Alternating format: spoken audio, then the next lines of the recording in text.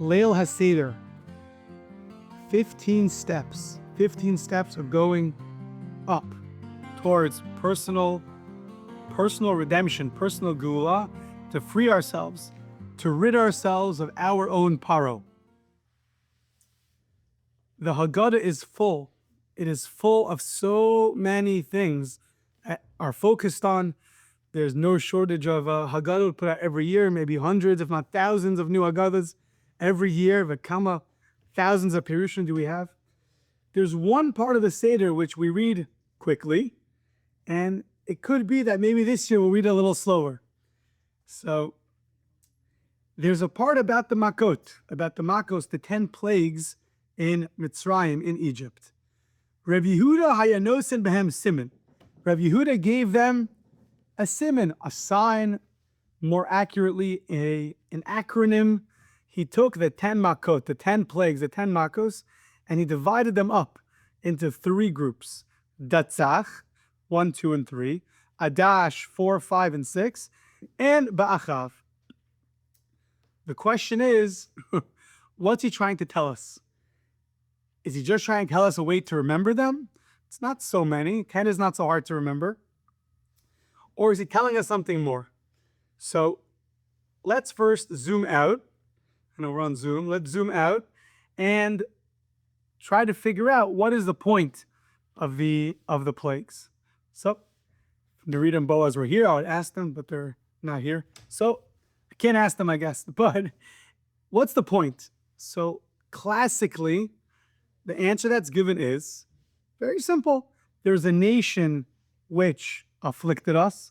They caused us a tremendous amount of damage and hardships, and they got punished. So Hashem turned the world upside down, and he afflicted them. 1 plague, 2 plague, 3 plague, 4 plague, and that's the simplest understanding. However, we're going to see, hopefully, that if that were true, so can't Hashem just punish somebody in a much simpler way? He can do 1 makkah and kill them all. Why do you have to have 10 makkot? Why do you have to have 10 plagues? Do 1 plague and wipe them out. So obviously, there was something else happening over here that's essential for us. And hopefully we'll see how much time we have. 3 or 4 understandings of how important and how vital these plagues actually were. And hopefully at the end, we'll bring it down to a personal level and how they themselves speak to us in our individual way. So in the very beginning, Parshas Vayera, in source number 1, Vayni akshes le Paroh. Hashem says, I will harden Paroh's heart. They hear Beitzias, I'm going to make so many signs. That's mofsai, so many wonders. I'm going to make so many miracles. The Eretz Mitzrayim. Says Rashi, he's going to harden his heart, and it's going to be a tremendous revelation. And then Rashi adds in, it's good for me to harden Paroh's heart, to make more and more signs and more miracles. V'takiru atem gurasi. And you, sounds like you, the Jewish people, should recognize my gevura, my strength. So all of a sudden, this is a little bit of an eye-opener. If he's just punishing Paroh, so the fact that we're going to notice his strength is not necessarily so important. Maybe we'll notice it, maybe we won't notice it. But he has one goal in mind, to punish the Egyptians. And yet it says here, I'm going to make in abundance so many plagues, wonders and signs, miracles, in order that what? That you can recognize and you will recognize my, Hashem's, divine power. So it seems like there is a specific message for the Jewish people that we have to take out, we have to understand and learn from these plagues. And that's what the Pasuk is telling us. I'm going to make so many plagues for what? So Rashi says that you should be makir, you should comprehend, understand, look at what's happening. Don't just let it go by without thinking about it and trying to see what I'm trying to do and recognize my greatness. There's a well-known Mishnah in Pirkei Avos, source number 2.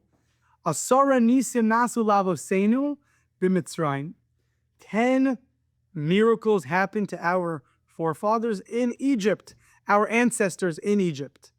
So what were these 10 miracles and who are our ancestors? So there's a number of different interpretations. So one interpretation is the miracles were that the plagues never afflicted us. They only afflicted the Egyptians. And that was a miracle that we were spared. Says the Maharal. The Maharal says these were 10 miracles done for the Jewish people. They were done for the Jewish people. And specifically, Bishvil Yisrael, he wanted to show us something. And that's why he brought these Asar Nisim. So Asar Nisim are 10 plagues, Nasu Lavosenu, for the Jewish people, B'Mitzrayim. So he understands Nasu Lavosenu is Bishvil Lavosenu. He made them for us, on behalf of us. So these 10 plagues are for us, not only to punish the Egyptians, that's also true, but it's also for us. So now, let's start. If you have the sheet in front of you, it's going to be helpful. If not, we'll try our best. But we just proved that the 10 plagues are specifically catered made towards the Jewish people. And now let's figure out exactly what they are. Is there any pattern? So Rabbi Yehuda did this siman. He made this acronym, Datzach, Adash, Ba'achav. What is the purpose of grouping the Makot into 3? He could have grouped them into 4, 5, 6, 2 groups. Why did he group them into 3? So if you do a quick overview, if you turn the page on both sides, I put 9 of the plagues. And if you notice, I put 1, 4, and 7 right in the middle. Plagues 1, 4, and 7 are the beginning of the set of 3. And in the beginning, it tells you the specific message that is coming in this series of plagues. So, by Makas Dam, the first plague of blood, it says, Bezos Teda, you're going to know, Ki Ani Hashem, I am God, period. In the 4th plague of Arov, of all the wild animals, what's going to happen? It says there, Leman Teda Ki Ani Hashem, Bekerev Aretz, I'm in the midst of the earth. And number 7, the 7th plague, is Makas Barad. Makas Barad is the hail. There it says, you should know, Ba'avur Teda, Ki Ein Kamoni B'chol Haaretz. And then repeats it again. It said, Leman Teda Ki LaHashem Haaretz. So you have 3 missions of each set of plagues, which is making it very clear what the goal is. Ki Ani Hashem, I am God. Ki Ani Hashem B'kerev Haaretz, I'm not only God, I'm in the midst of the earth. And number 7, not only am I in the midst of the earth, but you should know, Ein Kamoni B'chol Haaretz, it's only me. There's no one like me. I'm the most unique, I'm the only one, and the whole earth, everything is me. Okay, so what are these 3 stats? And what does this mean? So, what we're not going to go into, but if you turn over on page 2, you'll see, I put on the left side, the Ramban has a very, very beautiful explanation how the world was going downhill. And downhill means that the Avodah Zarah, the idol worship, was accelerating at tremendous speeds. And there was so much denial, an abundance of denial and rejection of Hashem. So these plagues had to each take away one of the denials of Hashem and ingrain in us levels of emunah. So that's the Ramban. The part of Hashgacha, that he's involved in the world. Chiddush, he could transform and renew anything. He's a Bal Yecholet. He has the ability to do whatever he wants. And that the Ramban points out those 3 very, very important principles of emunah. We're going to focus on a few others that go in order that we're trying to go. 1, 4, 7. Says the Kliyakar, really based off in a Barbanel. About the 1400s, Spain, Kliyakar, about 150 years later in Prague. So he says, if you go in order, you're going to see that Hashem is trying to teach us, now, the Egyptians, to take away their heresy. And as we pointed out, to teach us, the Jewish people, to ingrain in ourselves 3 very fundamental points of emunah. The first one is, Ki Ani Hashem, I exist. Ani Hashem, the Nile, that was their God. Hashem was the Nile. You never had to look up, right? You only looked down. All your sustenance came from looking down the Nile. The denial of God in Mitzrayim was something that was very, you could feel it. There was no Hashem in Mitzrayim. They had other gods. They had the God of the Nile, but Kiani Hashem didn't exist in Mitzrayim. So comes Hashem in the first 3 plagues, and he says the goal of these 3 is, Dam Tzardei Akinim, you should just know Ani Hashem. I'm going to attack the water, I'm going to attack the land, and you know I am Hashem. And that's the first very important thing that we had to know. We, as the Jewish people, were going down in their levels of Toma, of impurity. We're also affected on some level, and we had to sit there witnessing the tremendous punishment, but as we pointed out, the tremendous lessons that we gained. Existence of Hashem, the little box on page 2, the kliyakar on the right side, existence of Hashem. Next comes something fascinating. Now, we know the Midrashim already, that there's only blood for the Egyptians and there's no blood for the Jewish people, but the psukim don't mention that there was a distinction until the second set of Makos. It says, the Hiflesi, I separated Eretz Goshen from Eretz Mitzrayim. All of a sudden, we start talking about separation. Separation comes onto the scene in Makos 4, 5, and 6. Separation is to teach us what we call Hashtracha Pratis. Hashtracha Pratis means there's a unique distinction between you and the Egyptian, between you and the non-Jew. You are treated in a prati, in a personal way, and they are not. And that's why the Torah emphasizes, if you look in the psukim, look in the verses, by Makas Arov, the idea of separation. And that's what it meant, Ki ani Hashem, where am I? B'kerev haaretz. I'm not only ani Hashem, I'm here, but I'm actually here b'kerev haaretz. I'm here in the midst of everything you're doing. So by the plagues of Arov, of all the different, the irvuvia, the mixture of all the animals, I'm going to take all the different climates where animals usually survive, and I'm going to put them together, and they're going to survive all together, but I'm going to separate Eretz Goshen from you. Then Dever, where they're all going to get killed. And so that was all to teach us separation. And that's what the Kliyakar says. So they thought, Einu mashkias b'shvalim, Hashem's not involved in the lowest part of the world, in the earthly part of things. Ani Hashem, I'm God, but involved in the world didn't exist. Therefore it says, Ki ani Hashem b'kerev haaretz. Therefore I am God who is b'kerev haaretz.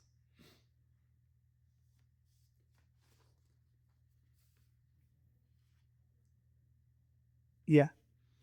Okay. So we're going up now in Emunah. We went from 1, 2, 3, 4, 5, 6. Ani Hashem b'kerev haaretz. Hashkacha pratis, that he's involved in our life. Finally was the third set. The third set, it said, Ki ein kamoni b'chol haaretz. So what was this? What was the point of the third set? I guess now we're already on the third page. But that was ba'achav. What was ba'achav? It attacked things like the sun was blocked. All three, hail, locust, and darkness, all blocked the sun. The people, apparently Paroh there thought there was different forces out there. There was the god of the sun, and there's other gods out there. And came ba'achav, and it taught you the omnipotence. There's one, as Kliyakar says, it's the blue box in the middle on page 3, on page 3, sorry. V'li nira sheParoh tong shtei rishiyos. There's multiple rishiyos. I know there's a God. I know he's in the midst of the earth, but maybe there are many gods. I mean, look up. The sun does amazing things. So what do? We attacked the celestial beings, and that got covered over. And that was Barad and Arben and Choshech. And finally, Makas Bechoros. We know that Makas Bechoros, we also shechted the sheep. The sheep was their god, was their constellation, was the Tle, was the sheep. Once that got destroyed, so then that's what made way, according to some opinions, for the firstborns to be destroyed. So now we're going much higher. Not only am I God, I exist, but I exist b'kerev haaretz. Not only do I exist b'kerev haaretz, but I'm the only one. There's nobody else that exists. It's just me and only me. So these three sets, and that's where Yehuda was teaching us. Don't just think it's a nice acronym, the Tzach Adash Ba'achav. But according to the Kli Yakar, coming off the Abarbanel, it's 3 levels of Amunah. Now, Egypt was the ultimate denial, and the ultimate ingraining of Amunah in us, the Jewish people. But if we think about it on a personal level, we also have this. We also have this maybe more than once a day, once a week. The idea, Ki Ani Hashem, how easy it is to forget that there's Hashem. We have Kochi v'otzim yadi, I'm doing the work, I'm making the money, cause and effect. Where is God? I don't know. So easy to go 9 to 5 and done. So comes the first set of the plagues and says, no, Ki Ani Hashem. It's not the Nile giving you the water, and it's me, Ki Ani Hashem. So I exist, first of all. Then even after I know Hashem exists. But then, no, he's involved. He's involved in my livelihood. He's involved in my animals, my sustenance, my bank account, my bills, my family, all those things. He's involved where? B'kerev ha'aretz. And finally, not to think that it's him and other forces too. That it's him and, no, it's only him. It's only Ba'achav, it's only one God, and that shows his omnipotence. So that at least is the first progression that we see of the plagues. So the first thing we had was Rashi, Pirkei Avos, they're for us. They're all for us. For us to do what? How are the plagues for us? Well, we have 3 headlines of each set of 3. Teach you I am Hashem. Teach you I am Hashem. B'kerev ha'aretz. I'm involved in the world. Hashkacha pratis. And finally to teach you that I'm the only one. What we say during Shema, really, it's called Yichud Hashem. Yichud Hashem, the Ramchal writes extensively in Das Tvunos that that's going to be the ultimate revelation that we're going to see when Mashiach comes. How everything is one. All the bad, all the good, every single thing we're going to see where Hashem was in that exact act and see how it all was for the good. The Yichud Hashem that's brought, it's all him. There's not 4 things, 10 things happening. It's one. It's one God who's controlling everything, all of our lives, all the time. And those are 3 levels of Amunah that on Seder night, as we're supposed to grow in our Amunah, and we're supposed to, there's many, many levels of Amunah, but to grow a little bit, these are 3 different parts of Amunah that all need work. They all were shown in the ultimate way in Mitzrayim, but as we are reliving the Exodus in our personal way, it's important to keep in mind, how can I grow? How can I advance in Ki Ani Hashem? Just he exists. The world didn't create itself. Technology didn't create itself. I am Hashem, I exist. And then all the stress that comes through all the things that are happening in our personal lives, to realize Ki Ani Hashem b'kerev ha'aretz. He's there too. And then to realize that at the end of the day, it's all him. Nothing exists outside of him. Nothing happens without him. It's 100% Yichud Hashem. And that is the first understanding of the Makos. The Maharal has a very fascinating understanding. If you take a seat back, you'll see that the plagues themselves go in physicality from lowest to the highest. As he pointed out a little bit a minute ago, first there is the earth and the water that gets attacked. That shows you that Hashem is dominant. He is the one in charge of the most earthly part of the world, the one that's the earth and the water. After that, we go up to Adash, Arov, Dever, Shchin. What's Arov and Dever? The animals. The animal, says the Maharal, is the second part of the world. People and animals were living on top of the earth. However, we're not yet in the Shemayim, we're not yet in the heavens. That middle group, Hashem showed his dominion over them also. That middle group, the animals, and then the Shchin are the people that got burnt. So that's the second part of the world. First was the earth, the most earthly part of the world. And secondly is the middle part of the world, the Halal, the part that's in between the heavens and the earth. And that was the middle 3 plagues were coming to show I'm in charge of that. And the last one was, the Achav was the celestial beings, was attacking the things that are up there. They thought that the sun had its own forces, and so by Hashem showing his dominion over three parts of the world, you understand afterwards he's in charge of everything. Not only the lowest part of the world, then the middle part of the world, and then the highest part of the world. All three realms of the world, which the world consists of, are all 100% dominated by Hashem. He's in charge of them and he runs all of them. As shown through the Tzach, the first three, Adash, the second three, and Ba'achav, the last four. I found it very interesting that different Sfarim talk about, different of the books of the commentators talk about that the same three parts of the world, us humans who are a mini world, we have the same three parts of ourselves. We have the part that's the lowest on our body. It's the waist down. It's the most physical part of our body, all our bodily needs. Then you have the middle part. We have our heart. That's in the middle. The emotions are in the middle, and that's already higher up. And then finally we have neck up, the senses. We have some of the senses, and we have the brain on top. We have the seichel, our intellect. That is a Chovos HaLevavos says is a messenger from God, our intellect. So we also have these three parts of ourselves. The way the Maharal says, there are three parts of the world. And once again, the plagues are all for us. So we have to make sure that we remember and ingrain and live with the fact that God is in charge of our actions, everything we do. Our emotions are supposed to be in tune and in line with what Hashem wants. So the mitzvos are supposed to be the ones we get very emotional about and use our heart and have him be in charge of our heart. Make sure that we're worrying and crying over the correct things. Make sure we're worrying about our mitzvah observance, not only about what's going to be on the news and what's going to be with the politics, but to make sure that our emotions are in tune in the right way. Make sure we're happy for the right reasons. We're happy for somebody else. We're happy when we do a mitzvah. So that's the middle part of us. And then finally you come to the highest realm. And the highest realm are the agents that make up so much of our intellect. What we see, what we hear, how we understand things, that is the highest part of us. And that also has to make sure that God is in control of that. Make sure our thoughts, make sure our actions, make sure our decisions are dictated by our moach, by our head. And that's supposed to be in tune with what Hashem wants.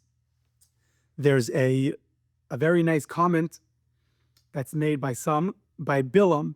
When Bilam wanted to destroy the Jewish people, we just had in Daf Yomi all about Bilam. So he knew the moment that God got angry. So what could you say in that one moment?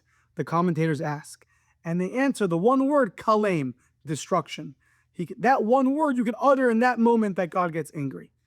But it says that God transformed the word kalem, kuf lamed mem, backwards to melech, to king. So what does that mean? So some explain that kalem, destruction, what did Bilam do at the end? Bilam, when he couldn't curse us, he got us to act in a very promiscuous way, and we lost 24,000 Jews as a result. Kalem is your kilayim, your kidneys, and your lave and your heart, and then your moach. He wants us to get us, our actions, our emotions, and our intellect in reverse order. First act inappropriately, then your heart will start believing in the inappropriate things you're doing, and then your brain will go with it also. And Hashem said, and he turned it around into melech. He says, no, my nation, the Jewish people, they go moach, lev, kilayim. They go from the head down. Their head is the king. It's the first thing that runs everything. Then the lev, then the heart, and then the kilayim, then the kidneys, which dictate the actions, as explained. So a Jew is supposed to be run with his intellect. That God's dominion is supposed to be first and foremost over our heads, which will then dictate our hearts, which will then dictate our actions. So that's also another personal way we can glean from the plagues, that God had dominion and has dominion over three realms of the world. We, a mini world, are also supposed to crown Hashem king over all of those three parts. And that also takes a lot of emunah. A lot of emunah. We have so many wants and desires that we know are not in line with what Hashem wants. and to remember that he's in charge of that part of us also, and he's there with us, and he can help us through that test. And we're supposed to make those three parts of us also in tune with the will of God. Okay. Lastly, we'll see how much we could do, but Rav Hirsch. Last is Rav Hirsch, and if you look on page 4, so we know that there is something called the special covenant that Hashem made with Avraham Avinu. And he says there in Bereshit chapter 15, verse 13, Vayomer la'Avram, Hashem told Avram, Yado ateri, you're going to surely know, Ki ger yezaracha, you're going to be foreigners, the Eretz lo lahem, in a foreign land. The Avdum, they're going to serve you, you're going to be their servants. The Inu osam, arba meoshna, they're going to afflict you for 400 years. So if you break it down, as many do, there's 3 parts. First, you're going to be a stranger. You're going to be in a foreign land. That's 1. Number 2, you're going to be enslaved. There's going to be a master over you. You're not going to have control over anything. They're going to decide what you do, how you do it, the time you're going to do it. And the third thing is they're going to actually physically torture you. So, says Rav Hirsch, the 1, 4, and 7, 2, 5, and 8, and 3, 6, and 9, each one was taking away one of these parts of us. It was redeeming us and showing Paroh a little bit of a taste of his own medicine. It was showing him the things that he did to us. Hashem's going to show it to him as we're being redeemed also at the same time through Mitzrayim, but he's showing Paroh what it feels like. So for instance, the first is the dam. You're a stranger. You need sustenance. Where's the sustenance from? You don't know where it's from. Number 4 is going to be the arov. Just your basic safety is taken away from you. Now there's animals everywhere. And then comes barat, the weather. So you totally feel like a stranger. You have no comfort. You feel totally foreign. You don't know where's food going to be? What about safety, weather? All those comforts we have, it's all been taken away. 2, 5, and 8 are slavery. You can go look into it. 2, 5, and 8 is the frogs. And then it's going to be the plague that destroyed the animals, and then the plague that destroyed the locust. So slavery, so what happens? Usually we're in charge of the frogs. Frogs don't run our life. We run their life. What happened? We became enslaved to the frogs. They ran the show. The plagues, we thought we were in control of our animals, that we're in control of our wealth. Came the plagues, came the locusts, and destroyed the animals, and destroyed the wealth. And finally, 3, 6, and 9 was just torture. The same way they tortured us, they got tortured back. But the 3 different aspects of what we had to go through, so it was being shown to Paroh. So the first approach we had was a much more theological approach.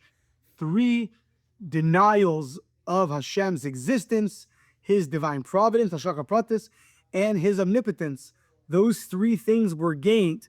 Vitzach, Adash, Ba'achav. First was the first 3, the second 3, then the last 4. After that, we had a second approach of God's dominion. This was, I'm in control of the lower part of the world, I'm in control of the middle part of the world, and I'm in control of the highest part of the world. I am totally dominant over the entire world. And the third approach was Paroh got exactly what he deserved.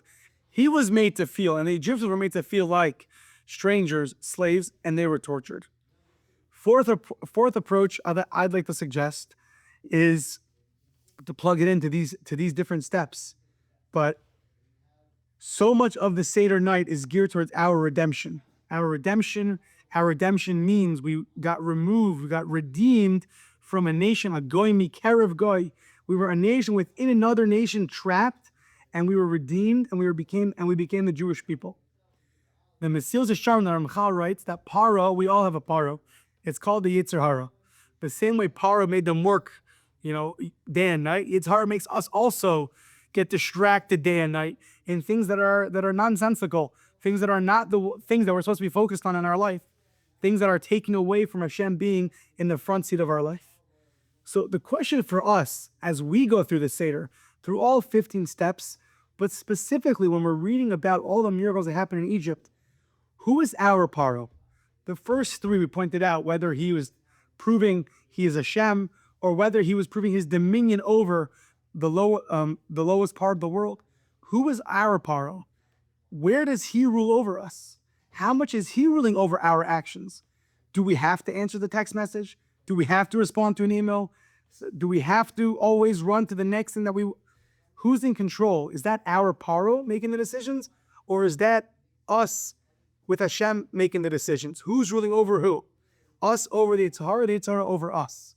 And we also have our own levels where the Yitzhara rules over us, whether it's our actions, whether it's our emotions, whether it's decisions.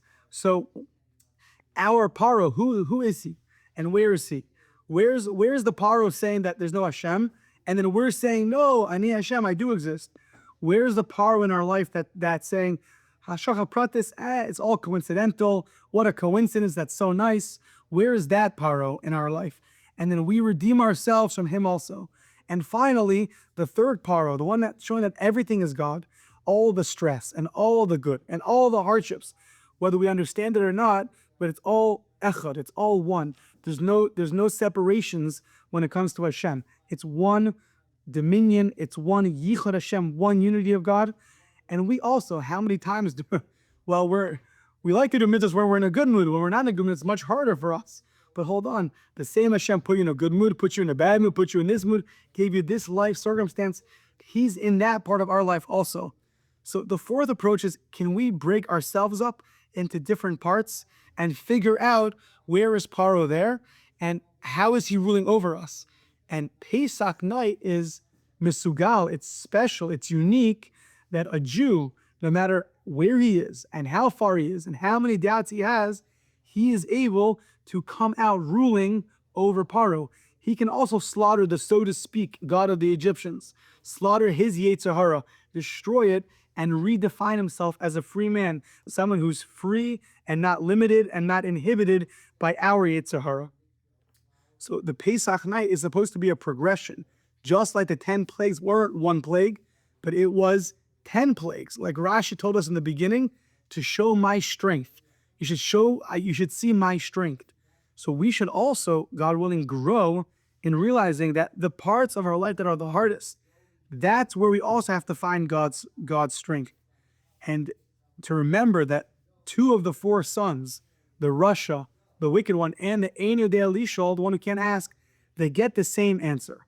They get the same answer that Bavur Li, because of me, for me, Hashem did everything. It's a personal relationship. The whole Seder night is supposed to be a personal relationship. The wicked son, the Rasha, so he's left out. He doesn't understand that. The non-Rasha, the wicked son, is not wicked because maybe there's a lot of Averas. The wicked son is because he's removing himself from a personal relationship with God. And therefore you tell him, you're not getting out of there because Hashem did this ba'avur li. He did it for me because I have a personal relationship with him. The Ein Yodei Lishol, the son who doesn't want to ask any questions, he gets the same answer. But the difference is he just doesn't know how to ask. So we have to help him. We have to help him realize and recognize that you, the son who can't ask, and me, the father who's telling it over to him, we're going to help you understand that the Mitzrayim, Egypt, the enslavement and the redemption was there to teach us that Ba'avur Li, that when it comes to Hashem and our relationship with him, it's a personal one and it's unique, and there's not another nation in the world that has that relationship. So the Pesach Seder shouldn't just be a commemoration, but it should be, we should relive in our way this progression. First 3, the second 3, the next 4, and ingrain a little more emunah, a little more emunah, a little more emunah, a little more faith, and to realize that it's all ba'avur li. This is all done just for ourselves, just that we can walk out of Pesach night ingraining in ourselves a little bit more that Hashem runs my life in this area, in that area, in that area. And hopefully, as we ingrain more that he has a personal relationship with us, so that's already going to be, as we say in Lichadodi, Karva el Nafshi, one who gets close to his own soul is Ga'alo. Then he meets redemption. Redemption will only come if we break down all the physical barriers that took 10 plagues to break down in Egypt. If we break those down in ourselves, then we get to the bare minimum, which is our neshama, which is that which gives us redemption. Because once we realize that we're a neshama, then we are redeemed. That's already considered a personal redemption. So God willing, it should be a holiday of personal redemption, a holiday where we realize that we're karva el nafshi, and we're very, very close to our own souls. And through realizing that slowly, 15 steps of the Seder, 10 makot, going slowly, but more and more ingraining that which I thought I was in control of, God runs my life also over there. And slowly but surely, we get closer and closer to our neshama, to our soul, and that itself is already a redemption. So it should be the holiday of redemption in a national level, and it should be a holiday of redemption in a personal and on a personal level. And God willing, if every Jew tries to be redeemed a little more from his own Yetzer Hara, then we could all join together, redeemed as redeemed individuals, waiting to greet the arrival of Mashiach, who's going to take us all out of this exile and redeem us. Have a wonderful Pesach.